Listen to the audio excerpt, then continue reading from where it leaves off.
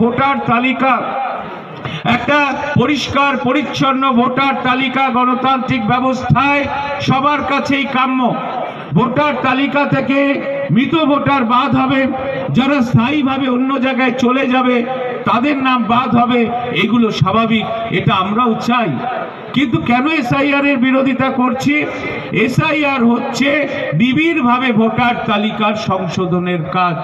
1 লক্ষ ভোটারকে তথ্য প্রমাণ সহ তার নাম ভোটার তালিকায় তুলতে গেলে যে পরিমাণ সময় দরকার সেটা নির্বাচন কমিশন এবার পশ্চিমবঙ্গকে দেয়নি। তাই আমরা এসআইআর এর বিরোধিতা করছি। 2002 সালে এসআইআর হয়েছিল, তার 1 বছর আগে 2001 সালে বিধানসভা নির্বাচন, তার মানে 1 বছর পর হয়েছিল।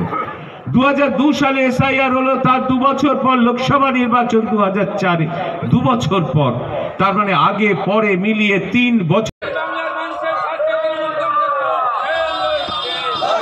আমাদের এখানে নিশীথ মালিক থেকে শুরু করে মানগোবিন্দ অধিকারী থেকে শুরু করে প্রত্যেকে, তপন চ্যাটার্জি মহাশয়ের সঙ্গে কিছুদিন আগে বিধানসভাতে খুব বৈঠকগুলো হয়েছিল, তপনবাবু তেড়ে গিয়েছিলেন। তা এই যে ব্যাপারগুলো, এগুলো তার স্বভাবসিদ্ধ ভঙ্গিতে তিনি করে যান। এখানে এসে যেটা বলেছেন সেটাতে আমাদের